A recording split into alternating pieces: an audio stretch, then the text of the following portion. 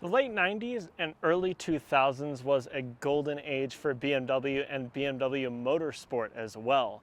There were a lot of really famous hero models like the E39 M5 and the E36 M3 that were also joined by more obscure things that not everybody knows about, like the Z3 M Roadster. This is effectively an E36 M3 underneath, but instead of the angular, very 1990s body that sat atop the E36 M3's chassis, this Z3M sported a very different, much more rounded, two-seater open-top Roadster body, and this specific Z3M Roadster right here has only 25,000 miles underneath its belt. Yes, this thing is 25 years old and has only done on average 1,000 miles a year, which is absolutely insane. It is a complete total time capsule, and today I'm here to bring you a full review type tour of the 2000 BMW Z3M Roadster. If you were a BMW customer back in the late 1990s and early 2000s and you were looking for an open-top two-seater Roadster,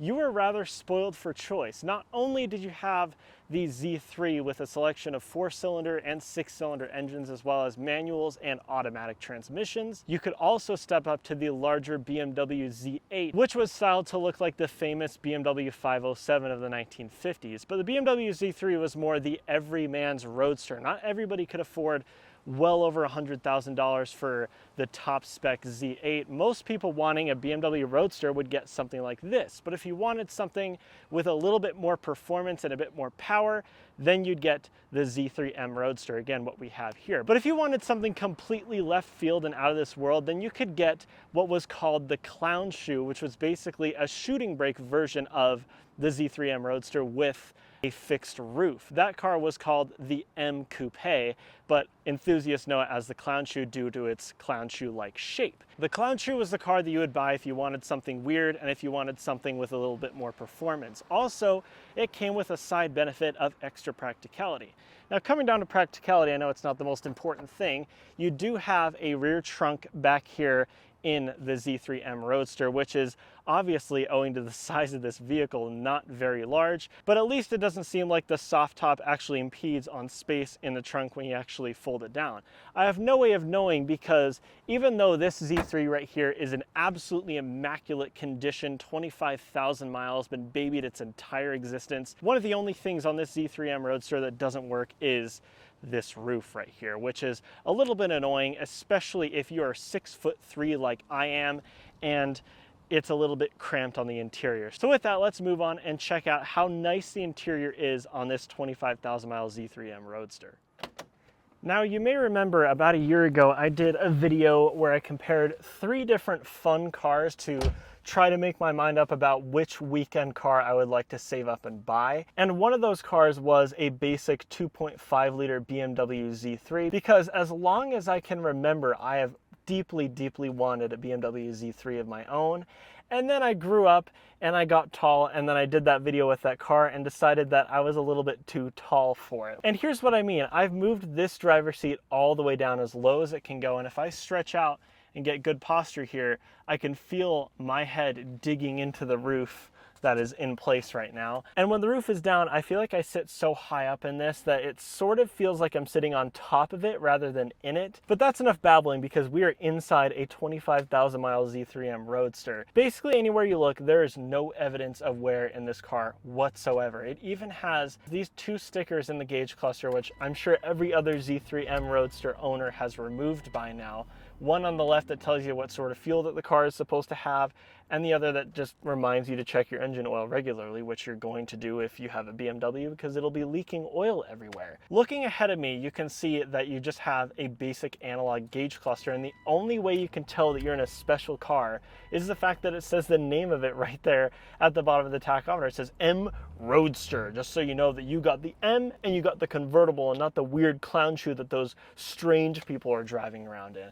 And then moving back from that, you have the same basic M steering wheel that was shared with cars like the E36 M3 and the E39 M5. It's never been my favorite steering wheel, and it especially doesn't work in this thing because it just feels way too big. It really doesn't fit in an otherwise extremely small car. You've got a massive steering wheel, which BMW has a habit of doing even to this day. And of course, in the center right here, you have a 5-speed manual transmission. Every single Z3M Roadster or Coupe was equipped with a 5-speed manual only, because back then the M cars were all about driving. They weren't about showing off and having big power. It was about the driving experience. So not only was the Z3M exclusively sold with a manual transmission, if you wanted an automatic, tough luck, you're gonna have to go somewhere else. The E39 M5, the big M5 back in the day, also was offered with only a manual transmission, which is super, super cool.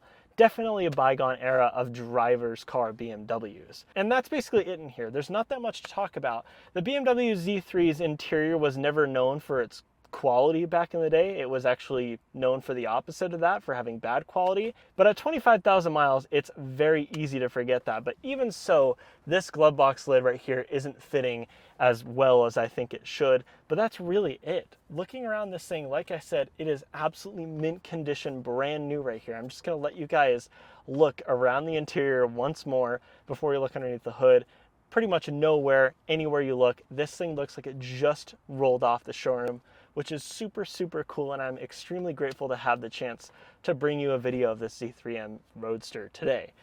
I'm getting tired of saying Z3M Roadster, so let's swiftly move along and have a look at the engine underneath the hood. Underneath the hood of the BMW Z3, you could expect to find either a 1.9 liter inline 4-cylinder engine or a 2.5 or 2.8 liter inline 6. But underneath this one, we have the 3.2 liter S52 engine, which is the exact same powertrain that you'd find underneath the hood of a US market E36 M3. Of course, it wasn't nearly as powerful as its European S50 equivalent, but it made up for that by being a standard BMW inline 6 engine of the day, in the sense that it was a lot more reliable. And yet it still produced 240 horsepower and 236 pound-feet of torque, right up to a red line of 7,000 RPM, which in a car of this size and this weight definitely isn't nothing. But if you wanted more power and you were willing to wait a couple more years, later on the Z3M Roadster and Coupe got the S54 engine that was out of the later E46 M3, which had individual throttle bodies as anybody would want from an M engine, and well over 300 horsepower. Underneath the hood of this one is just the old school S52, which still makes a lot of power and is a lot more reliable than the S50 or the later S54. So with that, let's see if 25 years and 25,000 miles later, this Z3 can still be exciting to drive by taking it out on the road and seeing what it's like.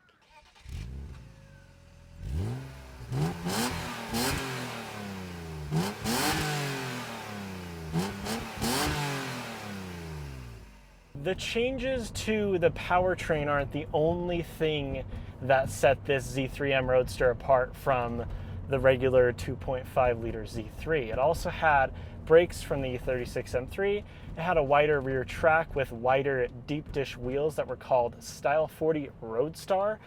Honestly, of the 1990s BMW wheels, it's probably one of my least favorite wheels, but we'll just hold that to the side.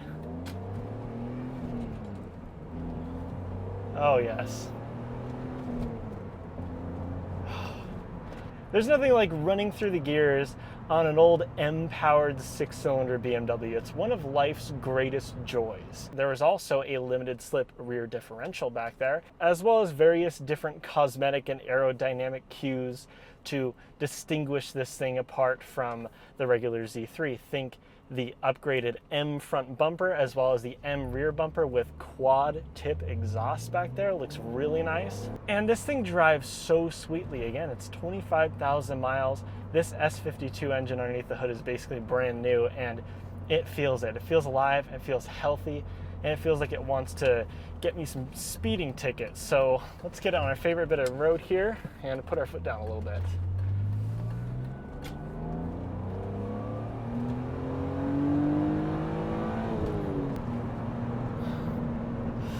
Nice. Obviously, 240 horsepower, 236 thereabouts pound-feet of torque isn't really enough to set your pants on fire, A modern Z4 M40 would leave this thing for dead. Even a base S-Drive 30 Z4 would leave this thing for dead. That doesn't matter, because those cars don't have the pure mechanical feel that the Z3 M Roadster provides. You really have to drive it and feel it to believe it, but this thing just feels so analog, but in all the right ways and none of the wrong ways. It drives so well. It's got just such a good sound to it. It's got exactly the right amount of excitement, the exact right amount of power, the exact right amount of noise to make you feel special, but to not be overbearing or annoying. It still feels like a really well-built luxury car when you're driving. If you just want to tootle around and put it into 5th gear and just cruise, it softens down. It's really quiet. It's a really well-rounded car. There's just a magic to driving these late 1990s M-powered BMWs.